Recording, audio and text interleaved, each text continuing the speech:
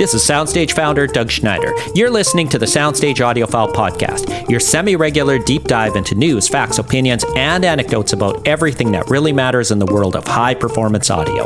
Hosts Brent Butterworth and Dennis Berger have more than 5 decades worth of audio product testing experience and a few hours of podcasting experience as well.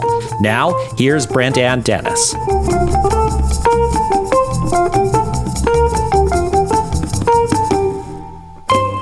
Hi, everyone. It's Dennis Berger, editor of Soundstage Access.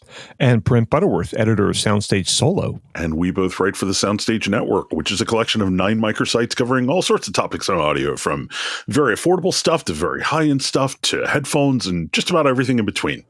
Yeah, something for everybody who wants to hear sound.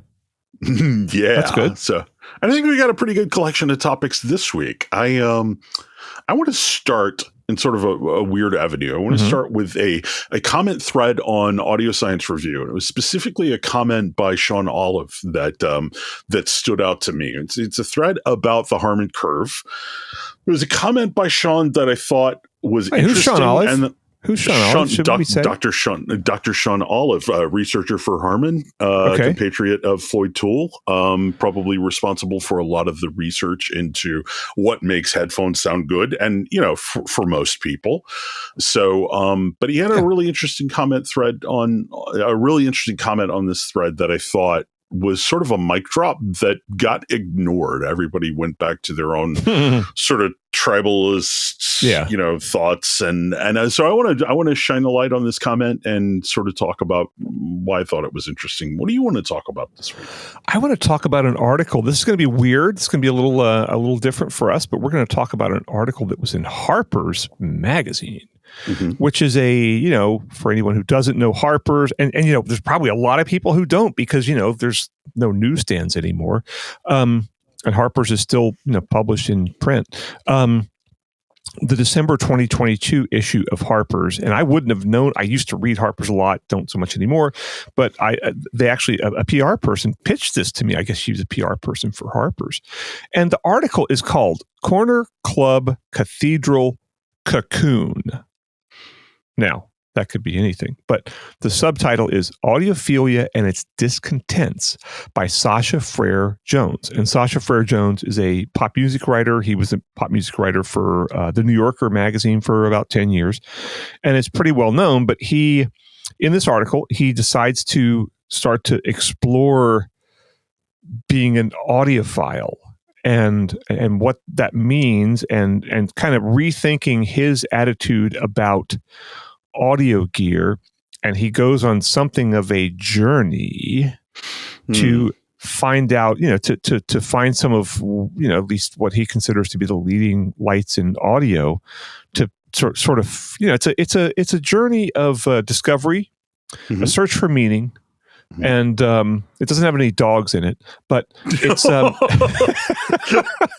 nothing's perfect. It's almost like a little movie in a magazine article of his journey of discovery of high-end audio. So we'll talk about what his conclusions are, and the different people that he spoke with, and et cetera, et cetera, et cetera. So what else we got? We often end by talking about a piece of coverage in Soundstage.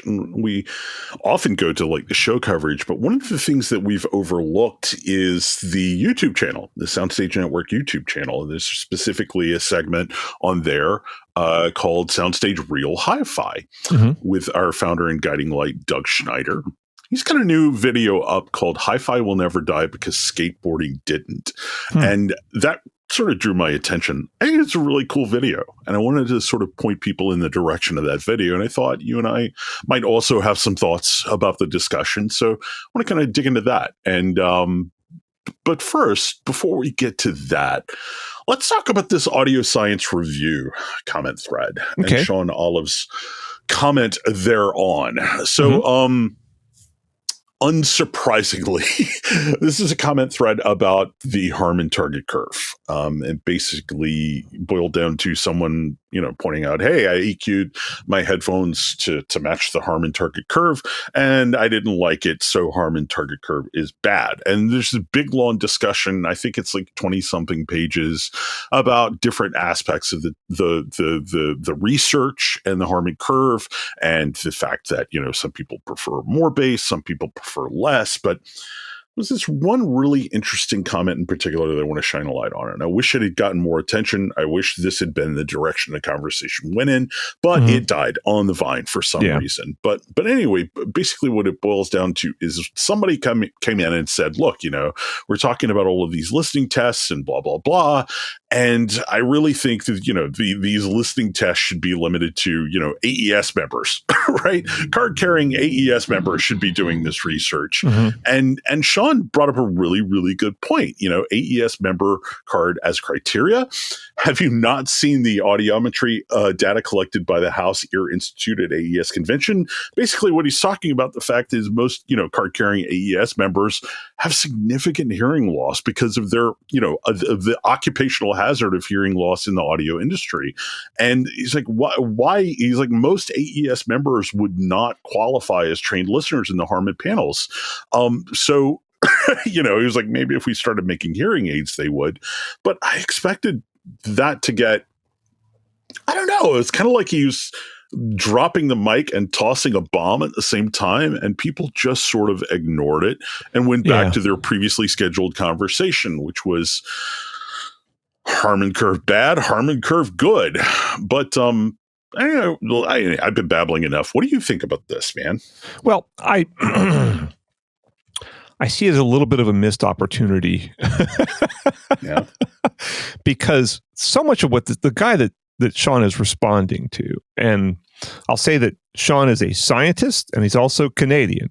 So he's he's not he's not the type who's going to do, he doesn't have the fire in the belly to go to do serious battle with these online nudniks. He's not a gauntlet thrower. Right. He's not a gauntlet thrower. He's not a, he's a talker, a reasoner and stuff. And some of these people just need to be slapped down. Who could do that? Maybe me. All right. So Sean makes a great point. This guy's saying that, AES member card. I'm an AES member and I don't have a card, by the way. But maybe if you're going to talk about AES members, you should join AES so you understand what AES does. That'd be a nice step. But so, I'm an AES member, and, there are AES members in their 80s who are not qualified for listening tests because they're too old. But anyway, so this by the way, we should say Sean used to be the president of the AES, right? Right, indeed. Yeah. So anyway, I think Sean kind of knows what's going on with the AES a little bit, and this guy has no clue. And I really, there's so many things this guy, his name is Urho Kalevi, whatever that is. That's his tag online. I don't know what that means, but he says one of the things that annoys me here, everything he says is very typical of what people don't understand about science. He says, I'll quote, "Wonder what kind of flute music and or silencer in the A** SPL levels they might have been using in those listening tests." Well, gee, you wonder? Well, it's published. It's published. When they do those listening tests, they tell you all that stuff. They document everything they do. And this is what, I do much lower. I kind of model a lot of what I do on what Sean and his colleagues do, right? Where you document everything. And no, I don't do AES papers.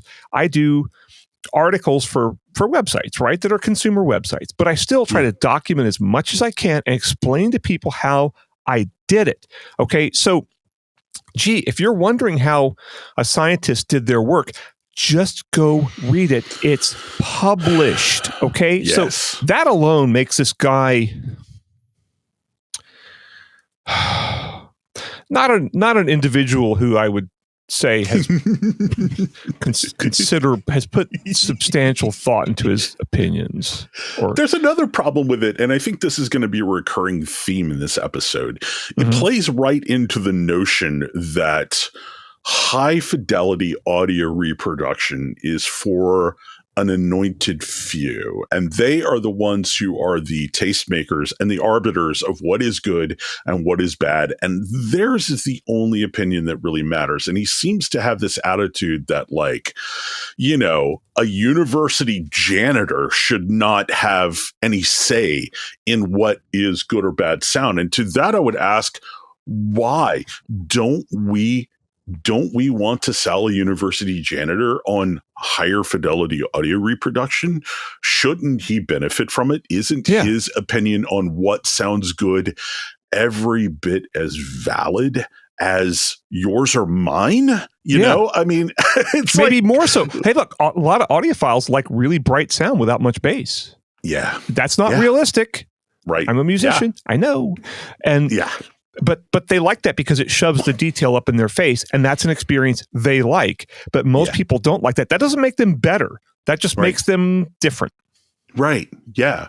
So if we, you know, we're constantly, and hey, the final segment today, we're going to be talking about, you know, perceptions about, you know, the hi-fi as a declining hobby, whatever, you know, we'll get to that discussion. Yeah. But let's just say, you know, if there is any validity to that notion, I think part of that boils down to the fact that this is like sort of, you know, perceived as a boys club, right? With a special few who get it, right? And everybody else doesn't get it. We have to embrace this as something that could be a meaningful part of everybody's life, whether it is simply buying a better pair of wireless earphones. You know, there's nothing wrong with that, but I do think there is real benefit in everyone enjoying higher fidelity audio reproduction, and this attitude that, you know, only the select few are allowed to say what is good and what is bad.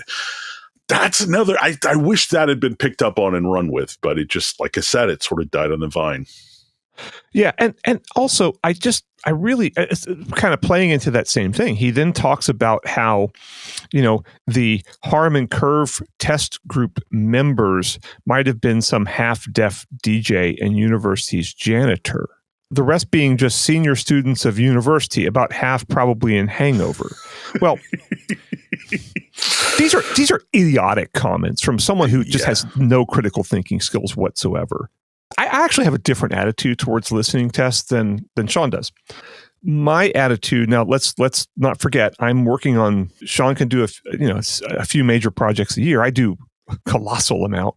I don't have the time. I don't have the resources that he does, and also I don't have to publish my results where other scientists are going to read them. It's pretty rare that happens. My attitude is I want to get some people who are into audio and also some people who are not. It's what they used to say, you know, trained and untrained listeners. Sean makes the case in a lot of his work, Sean and Floyd Toole, who was, Sean's mentor, they make the case that you get a lot more consistent results with just trained listeners.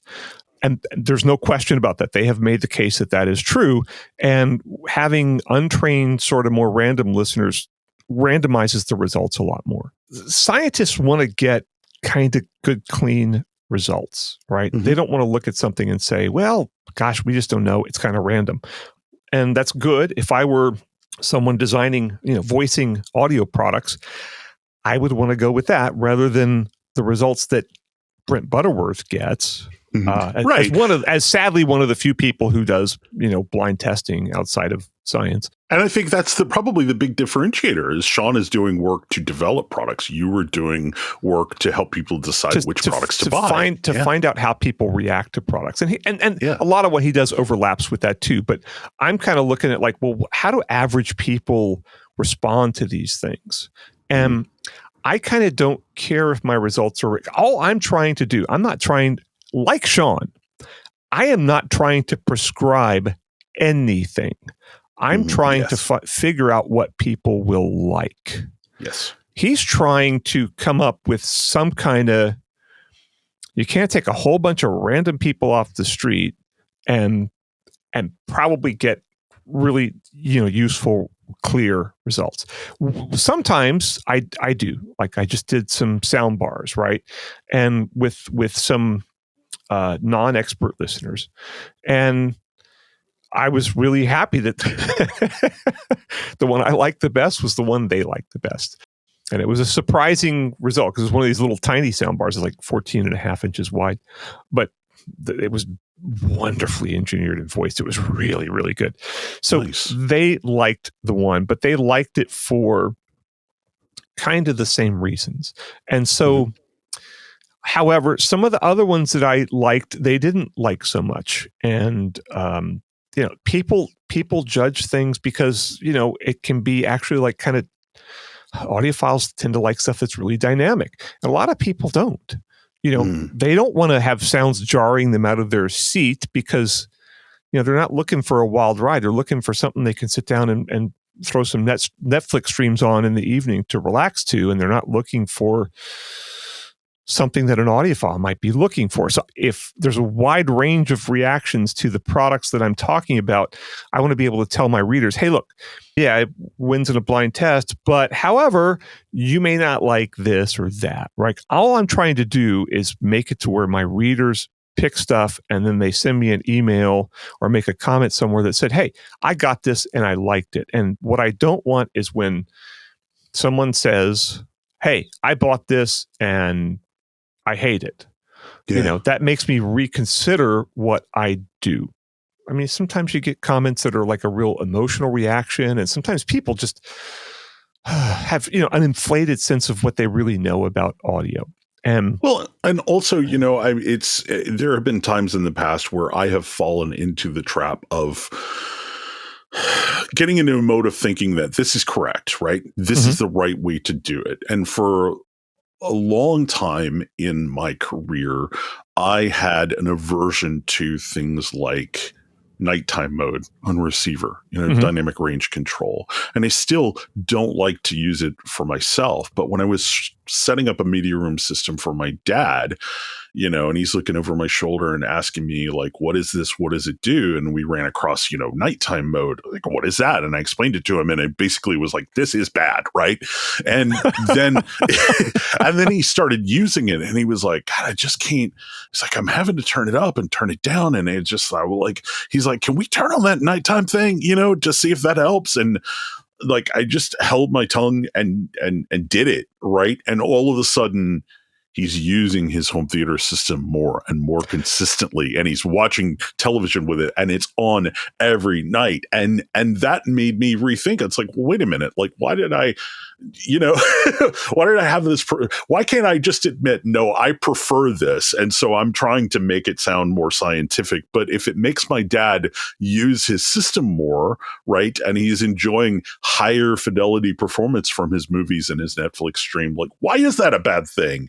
So it's not. I had the same. I had a house guest in for the holidays, and I ended up using the night mode on my soundbar because it was so loud. We were mostly watching the TV, but we wanted to converse a little bit, and in the normal mode, this is a good soundbar. It plays loud, it plays soft, but the night mode made it a lot easier for us to hang out and enjoy it. And there's nothing wrong with that. And that's why people buy audio products. They don't buy them to go comment on them on Audio Science Review. Like maybe some people do, but most people do not. Obviously, most people, I'm going to go out there on a limb and say most people do not get on Audio Science Review or any other audio forum and comment about the audio products they buy. They just listen to them and they like them or they don't like them. Yeah. So, but anyway, I wish people had taken Sean's bait here. I wish more people had engaged with this idea that, a lot of audio engineers are probably not the people that you want in test panels. And he gives a really good reason. And I'm really sad that the conversation went right back to, the status quo. So anyway, we're going to link to this comment thread in the show notes. People go read it, but don't skip over Sean's comment because I think it's really important. I think he makes a good point here. So, okay. And also, you know what? Before you attack research, go read the research. Yes. Okay. Otherwise, the Soundstage Audiophile podcast, they might call you an idiot. And They might. And so go read the research. And most of Sean's stuff, because, it's all done for Harman, which is, owned by Samsung and stuff, big corporation. And they want to kind of beat their chest about it. Most of Sean's stuff is all the big, really important papers that are on big topics that you want to read. A lot of that is published freely, and you can go get it. Some stuff is behind the AES paywall, and you got to be an AES member to download it for free. And if you're not, they charge like $33. So maybe you're not going to do that. But a lot of times, all right, I'll just say it right now. A lot of times you can search for, if you know the title of a paper, you can search for it online, and you'll find somebody has posted an excerpt of it, or you'll find somebody commenting on it where there's enough. You can, I'd say with probably 2/3 of the papers that are out there, you can find something on them to where you can at least get the gist of it, and you can get some idea of their methodology. But, look, I don't care who you are. Sean Olive's methodology is better than yours. Yes. Okay? Yeah. So unless you are another noted audio researcher who publishes lots of AES papers, and maybe even then, I'm sorry, his methodology is all thought out. If you have questions about it, go read the research. Yes, absolutely. So we're going to come back, and we're going to talk about, come at it this from a completely unscientific and different angle, where audio or music writer Sasha Frere-Jones delves into audiophilia. Yeah, this is going to be a fun one. Let's go listen to some music and take a little break. We'll come back and we'll dig into that. Cool.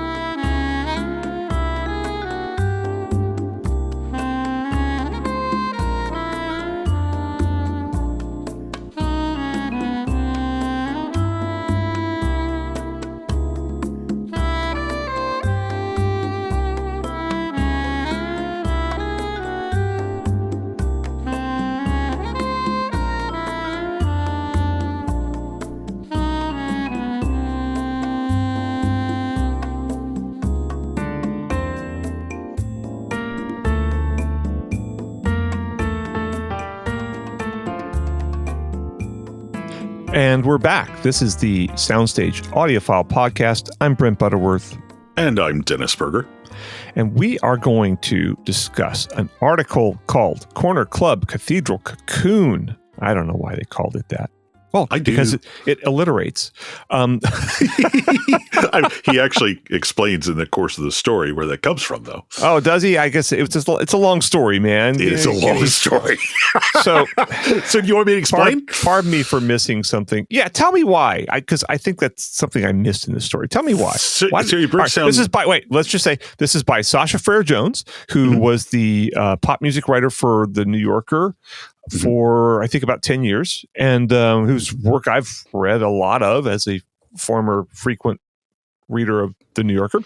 And it's called Audiophilia and Its Discontents is the subtitle. So what is Corner? And it's in Harper's magazine, the December 2022 issue. Now, what does he mean by Corner Club Cathedral Cocoon? He breaks down audio reproduction basically into 4 domains, and I'm working from memory here. I probably should have taken notes, but so the corner he describes as basically a space in which audio reproduction takes a backseat to people. People take priority over sound, basically street parties,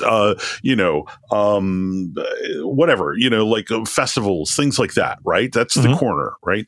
And then he talks about the cathedral as sort of the audiophile environment where like you don't have to be alone, but if anybody is there, like their job is to shut up and listen, right? Yeah. you listen and you only listen. It is audio reproduction as religion. right? And then the club is sort of, he describes as halfway between these 2 points. And he talks about like jazz cafes, things like that. So like a certain level of audio quality is important, but there's also the human interaction, right? You and your friend like watching TV, but still wanting to talk, right? Mm-hmm. And then the Cocoon he describes as like the way most people experience music these days, through headphones or even earphones, and you're sort of, very sort of solitary experience. And so in the course of this exploration, that's sort of, I think he's leaning more towards talking about the cathedral and the club, but he breaks down those ideas just to talk about how we interact with music and sound. And so that's where the headline comes from. Okay. So what he does is he, for whatever reason, he decides to go into a journey into audiophilia. This is, a guy who's made his living by writing about music, decides that, but who admits that he listens to music on all kinds of different devices, from, even down to like a UE Wonderboom Bluetooth speaker, which he's totally happy with. But he decides to go on a journey. Now,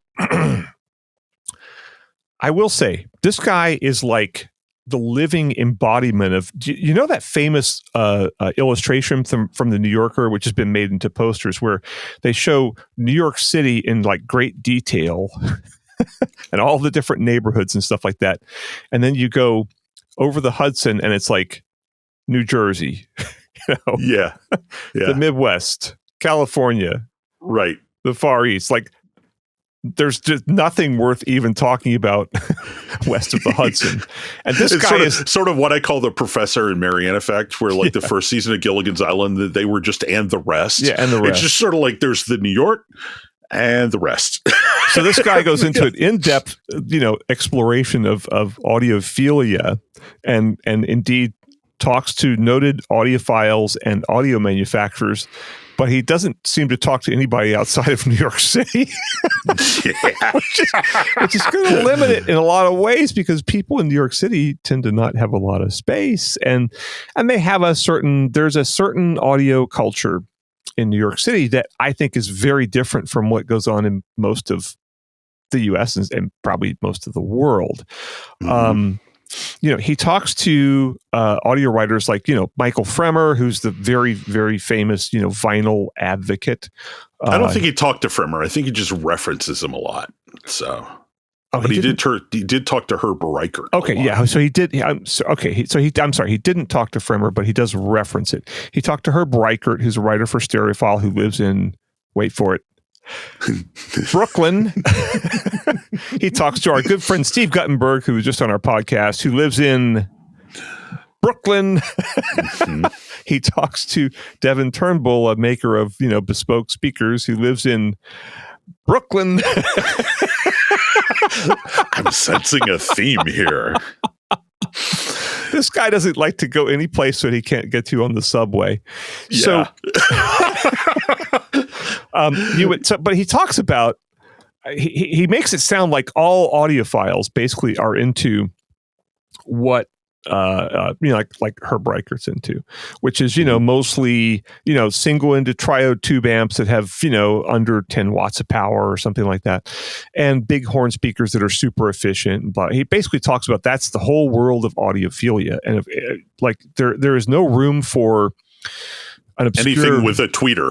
Like a tweeter. Cones and domes are just like, that doesn't exist to him. That's a Bluetooth speaker, right? He completely ignores the existence of, let's say, Bowers and Wilkins or Paradigm or all that. If you go on to like Audio Advisor, right, which is one of the biggest, audiophile merchants, online stores, it's dominated by those kind of brands, people that make speakers that have cones and domes, and people that make, relatively normal amplifiers that you can just hook up to whatever speaker and it sounds good to great. So he kind of ignores it. He kind of acts like the entire world of audiophilia is just single-ended triodes and horn speakers, which obviously it is not. But that's okay. It's one man's journey, and that is okay. And, my journey would be different, but I would hope it would also be worth reading. And if Harper's wants to have me write about my journey. Yeah. Well, I don't know. What does it pay? It's like Nigel Tufnell. I don't know. What are the hours? Anyway, so it's just the nice thing is, though, he doesn't come to the perspective of like, and this is a guy who's listened to a lot of music and who is also a musician in his own right. Well, he's a bass player. Do those really count as musicians? Well, more than drummers. Touche. And singers.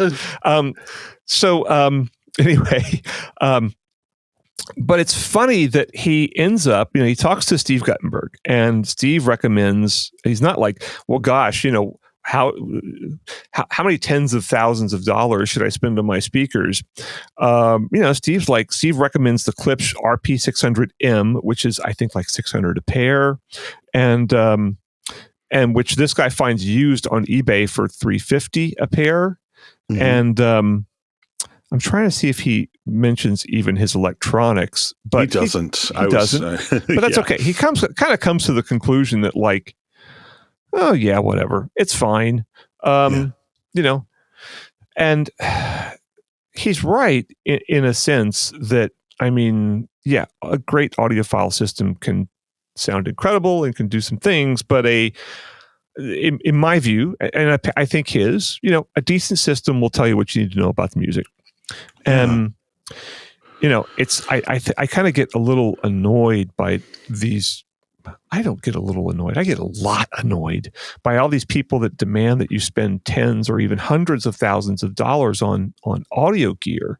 And I got to tell you, a $50,000 amplifier doesn't tell you anything about the music that a good $2,000 amplifier doesn't tell you. I mean, a Parasound amp for $2,000 will go as loud as that, $50,000 amp, and it'll be just as quiet, if not quieter. And it'll get you there. And neither one of them. The Parasound's not going to have any audible significant tonal colorations, and the $50,000 one might, depending on what technologies are used. So I like that. I was reading all this stuff. It's like, oh my God, he's going to all these Brooklyn guys who have all this wacky gear, and he's going to come to the conclusion that, yes, you should go buy a single-ended triode amp that has about 3 watts, and you should buy this speaker that's 105 decibel sensitivity, regardless of its frequency response anomalies. Yeah, because a lot of those speakers have pretty bad frequency response anomalies to get that sensitivity. But he didn't. He came away and said, hey, look, I mean, his recommendation, what he ends up with is not a whole lot different. What I tell like average people, like, some of my coworkers and stuff like that who aren't audio people. What I tell them to go buy, if you want a good sound system, go buy a good set of bookshelf speakers, which there's lots of those. And there's bad ones, but there's good ones. You can pretty quickly figure out the bad from the good by reading a few reviews. And go buy like any kind of a decent amp that you can find that suits your needs and that does the things you want it to do, and hook that up and put the speakers on stands and put them, a foot or two out into the room, and it's going to sound pretty good. Yeah. One of the interesting things is you described in the introduction, you described this article as sort of akin to a movie. It's funny. I had a different reaction. I thought this article was more like an open world video game, right? Where like there's kind of a goal, like you're going somewhere, but you don't really have to go there in any particular order. And there are side quests and little, it's like I'm playing through Ghosts of Tsushima, which is an open world samurai game. And there's these like little, it's like, oh, hey, there's a little fox shrine. I'm going to go pray at that. And you bump into somebody and they lead you off in this. And this article is sort of like that. It's just like squirrel. But one of the things that's really interesting and fascinating is I thought his sort of summation of the history of audiophilia in the US versus Japan in the post-war era was really, really interesting. I thought that was just a neat side quest where he's talking about, a lot of where this whole, fascination with compression drivers and horns comes from, speakers that were designed for cinema sound, and sort of the evolution of that, and how Japan had a very sort of different, history, and because of different circumstances. I thought that was really neat. So, even if you don't end up agreeing with this guy and his conclusions, I think he goes on some, I hate to use the word digressions because that sounds like a pejorative, but they are digressions. But they're interesting and worthwhile digressions. I want to say this is a good article. I mean, it's an exploration. It's not one where where the guy's going to end up. You think you do, but you you think you do, but you don't. He does not end up. And this guy seems to me like so New York, and like he's going to end up being, adopting the sort of, the Brooklyn audiophile kind of attitude. And the ideology. It's the ideology, right? The Brooklyn audiophile ideology. And you know what, people from Brooklyn, if you have a problem with that, well, I had 3 different apartments in Brooklyn, so I know Brooklyn pretty well. But I feel qualified to say there's an audiophile vibe about Brooklyn that's what Brooklyn audiophiles do. So there you go. Yeah. Too bad. Yeah, they do not have big giant B&Ws. They do not have big giant home theater systems. They do not care about Dirac. They do not care about watts per channel unless it's the least possible that you can buy. So anyway, it's a different vibe, but he kind of wanders through that landscape and comes out on the other side and continues his journey. And I think that's really great. So you can, I was lucky enough to be sent a PDF of this article by a PR person from Harper's, but, who probably didn't realize what I was going to do with it, but oh well. Be careful what you ask for. But you can go buy Harper's on the newsstand. This issue should still be out since it's not even December yet. It's still on the stands, and so you can go buy this and read it. Or go to your library. Do libraries still have magazines? Yeah, of course they do. Yeah. I just think it's really interesting to see a mainstream publication writing about hi-fi audio reproduction because, aside from the stuff that we've been seeing in Washington Post lately surrounding the whole MoFi kerfuffle, it's not, normies don't talk about this stuff a lot. So I just think it's going to be kind of cool to, have a bunch of normies that read Harper's exposed to this. And maybe that just plants the seed and maybe they think, maybe I could get some good speakers. I like to get a perspective on this that's not from the typical audiophile, blah, blah, blah, blah, blah, blah. Here's my ideology. Here's the people that I believe, blah, blah, blah, blah. This is a guy who gets music. Obviously, the New Yorker hired him for 10 years. That's some pretty good coin writing for the New Yorker, by the way. Just want to say. I wouldn't know. That's some. Well, I have not, but I know people who have. That's some pretty good coin, man. I'll take that in a heartbeat. I don't get invited to those kind of dinner parties, so I don't think I'm ever going to be writing for the New Yorker. Well, I lived in New York a long time ago, and I did actually meet people, or met one guy who wrote for the New Yorker, maybe a couple. Maybe I should start a magazine, the Alabama-er. Oh God! Oh my God! Oh my God! I don't even want to go there. You've been here though. Well, you could show the other side of Alabama, which is the side that you show me when I visit you. Yeah. So, anyway, but nothing against Alabama. Nothing against, honest to God. You guys have better food there than we have here in Washington State. So, that's faint praise. Well, no, serious. The whole American South has far better food than the American. That's because we will fry anything that will sit still long enough to be fried, and that's just always better. I got to tell you, man, there's some. We fry Coca-Cola. There's some mind-blowingly good food down there, which is not true here. So anyway, well, let's move on, and then we'll come back and we'll talk about what. We're going to be talking about a video on the Soundstage Network channel from our founder, Doug Schneider. talking about how what skateboarding has to do with hi-fi.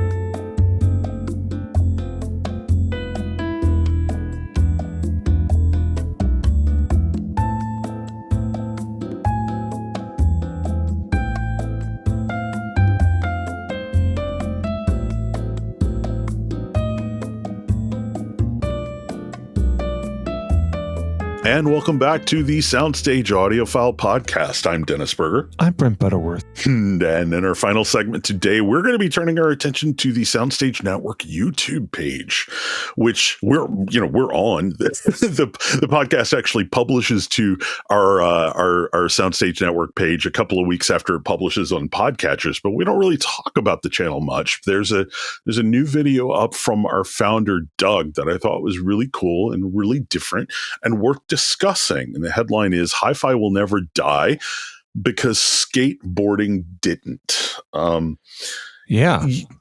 Before we dig into it, I just want to say this is something I really like about Doug. It just, I find that so often in our industry, at least the public persona of the personalities, you don't get a sense that they have any interest whatsoever outside of audiophilia, right? Yeah, this is like the only hobby they have. That's the only thing they care about. And when I first started getting to know Doug, and it's like, oh, this dude's like a skateboarder and he's into snowboarding and he talks about it and he's passionate about it.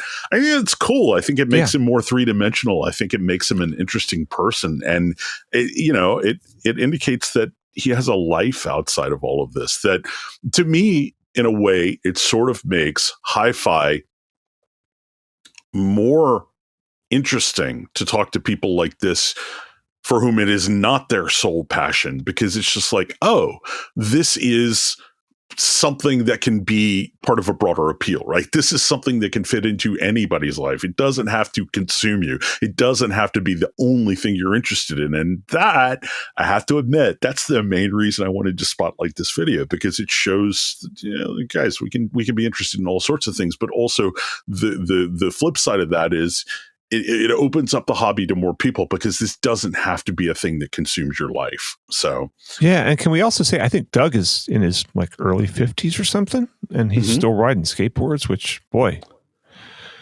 that takes a lot of gumption.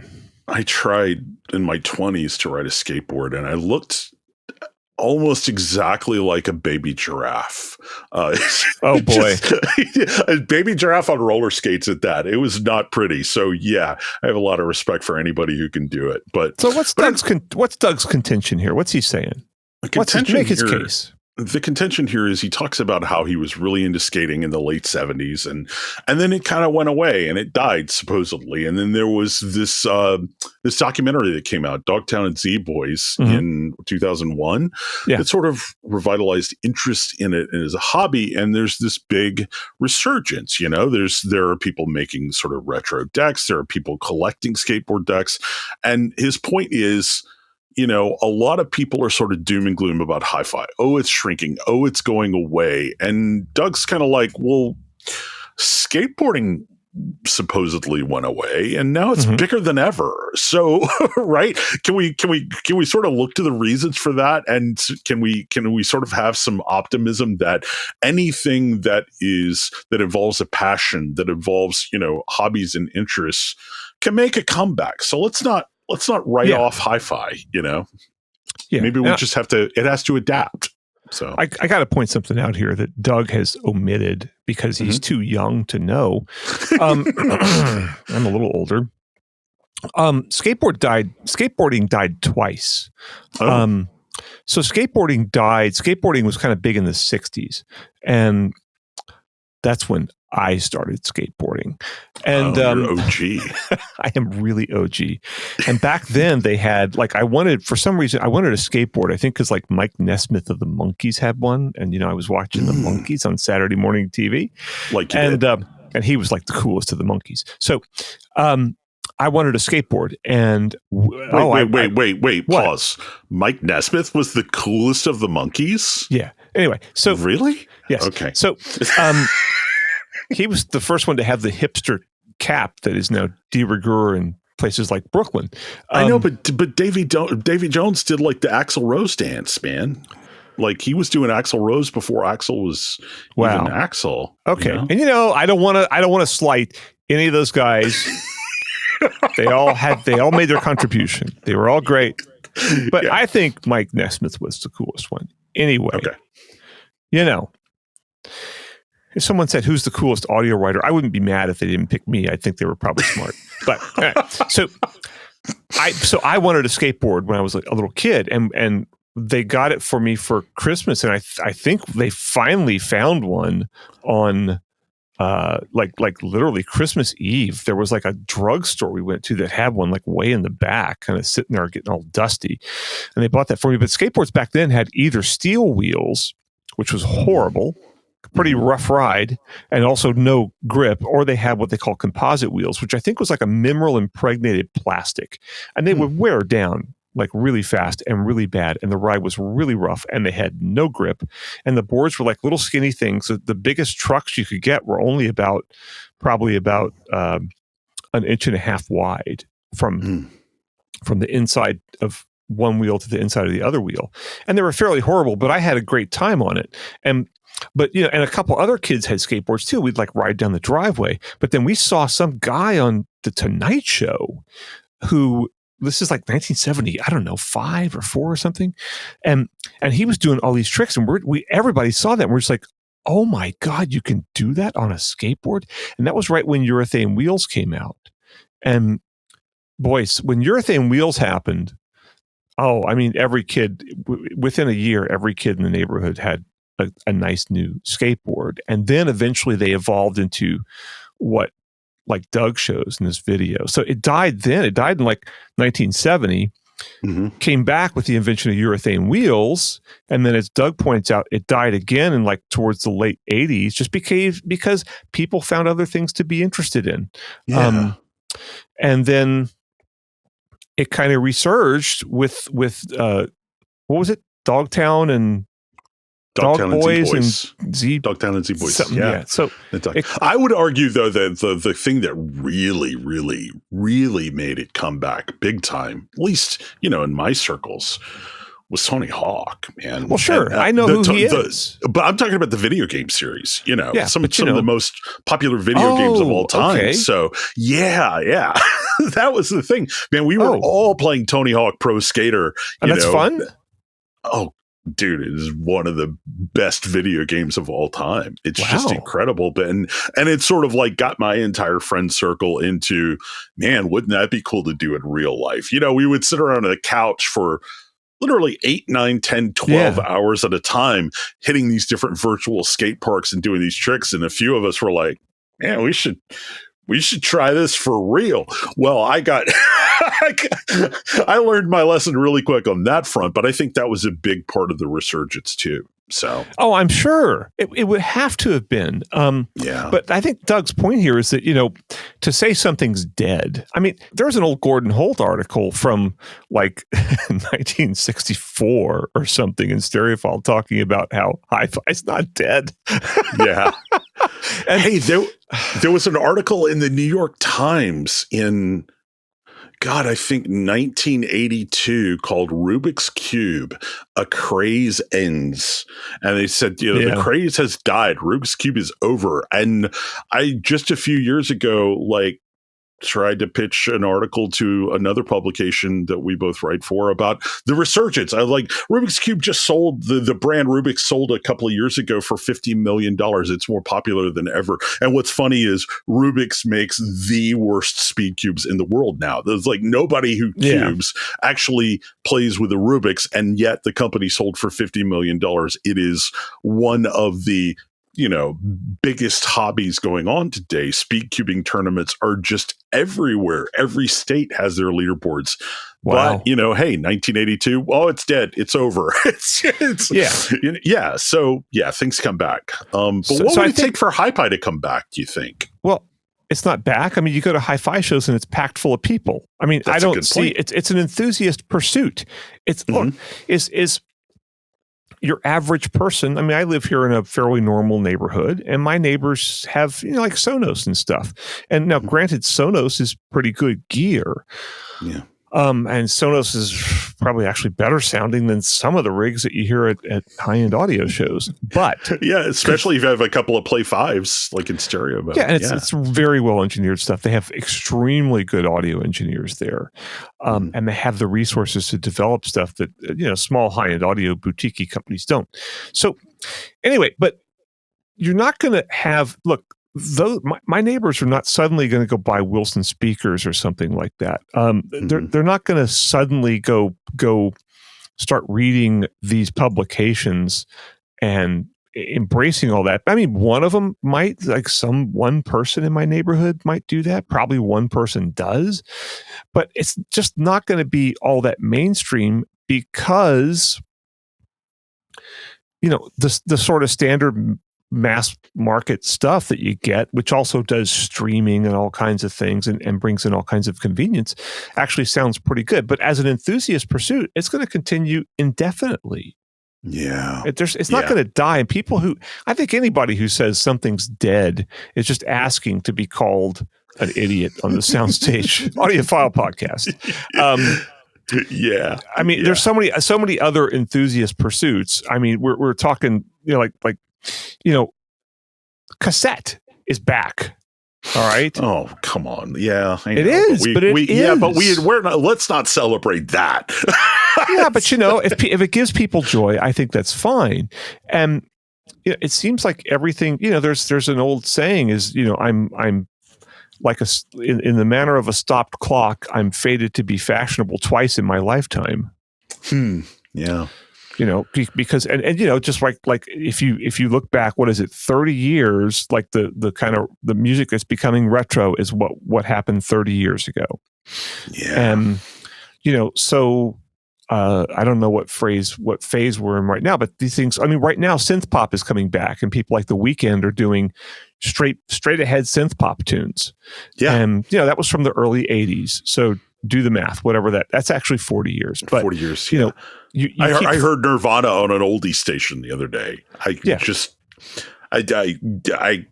just wanted to stop the car and walk slowly into the ocean. I can't deal with that. I can't deal with Nirvana as oldies, but dude, I heard From the Beginning by Emerson, Lake and Palmer at the grocery store the other day. No, that's really weird because that was from Trilogy and it's a great tune, but even in my high school in Colorado, and Colorado is just always going to be a little on the freaky side. Even in my high school in Colorado, I was one of very few kids that listened to Emerson, Lake and Palmer, and the fact that would be, it's like, whoa, where is that coming from? That's really weird. It was lovely to hear it, but I'm just like, what is the demographic calculation that some computer program made that should be played in my grocery store? Yeah, man, wow. See, prog rock is not dead. Nothing's dead.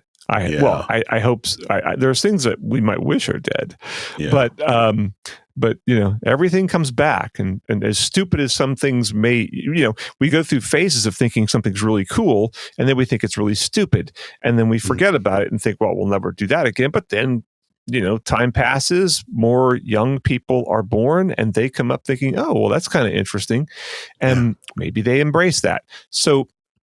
I got to say, there's one other element of this video that I really, really like, and I think I want to shine a light on, is the fact that Doug talks about, collecting these boards, but he has them hanging on the wall in his listening room. He's using these boards as diffusers, right? And I think that's really cool because it shines a light on something I mentioned before, in that you can use everyday objects as one of the first stories that I ever wrote with the feedback of Tony Grimani years ago was like just everyday stuff you can do to improve the acoustics of your room. And, for me personally, I like to use bookshelves as diffusion, but Doug is into skateboarding, so use skateboards as diffusion. And I think that, I don't know, that makes the whole notion of making improvements and tweaks to your room more appealing when there's going to be somebody that watches this and goes, wait, you could use a skateboard as a diffuser? Is it the perfect diffuser? No. Does it do something?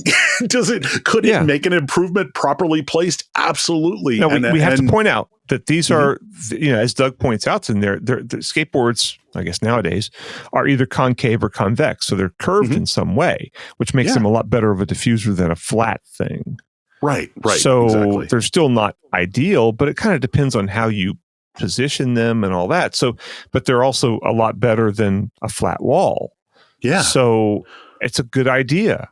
Everything doesn't have to be ideal, though. I know. It's not right. Yeah. So, better. Anything is better than nothing. And I think the way he's using his boards is really, really cool. And I think people should take a look and go, what could my thing be? What could I use as diffusers that sort of speaks to my aesthetic or what I'm into or what I collect, right? And I think that's a neat aspect. So, yeah, I would say that lots of things can make good diffusers.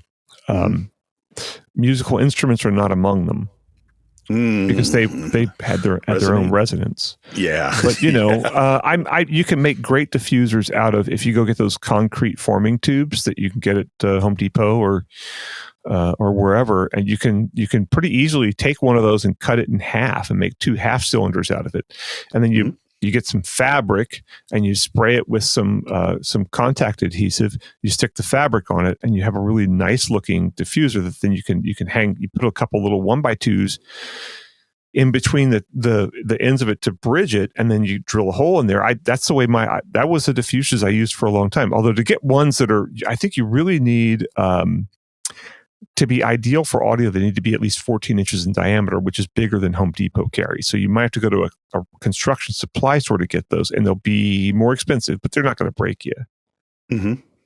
Cheap, good diffusers, or you can use skateboards, which is more expensive and not as effective, but adds its own level of cool. And plus, Doug also points out, he's using a combination of diffusion and absorption, and so he has created an acoustic treatment based on multiple things, not saying I'm going to put skateboards all over my room. Right. Exactly. Yeah. So I think it's really cool. I mean, you can go look at his videos on YouTube. And how do you get to those anyway? YouTube.com and just search for Soundstage Network, or we'll put a link in the description. Or you can go to soundstage.com, the sort of the portal site, and there's a bunch of videos on there. Though I think they have at least 6 at all times, and there's probably a way to get to the YouTube channel from there, I would assume. Oh yeah, I would just click on one of the videos. Yeah. There you are. Well, yeah, and then it'll shove a bunch of other videos at you, including some Soundstage and some from other sources about audio who may or may not be reputable and authoritative. But that's a story for a different episode. Well, let's wrap this episode up, man. Okay. I'm ready for a snack. You want to do some credits? Yeah. So this is a production of Butterburger Productions. Yeah. That means one of us mixed and mastered and edited it. Right. We're not telling who. Yeah, right. We should say we're a presentation of the Soundstage Network, which, as you just pointed out, people can find at soundstage.com. Find all sorts of topics in audio to discuss. What are we doing for music this episode? I think let's go with Terry Landry one more time. I've got a new remaster I need to send you. And he is putting together an album right now of some pretty adventurous arrangements and what he calls, I think tiki jazz. It's very it's a combination of throwback to sort of kitschy 60s kind of tiki music, but also with a lot of really way forward jazz arranging and composition that's like light years beyond anything I can do. Some really cool leitmotifs woven through it too. So. Yeah, I don't know what those are, but I'll assume. We could talk about that offline. Yeah, I don't speak German, so. Well, cool, man. We want to tell people we'll be back in a couple of weeks. We will be with more fascinating audio topics. We'll be coming near the end of the year, and maybe we'll do like some kind of year-end roundup or who knows what. Oh, nice. That'd be a good idea. All right. Yeah, let's talk about that. All right. Okay. We'll see you guys later. All right. Bye, everybody. Bye.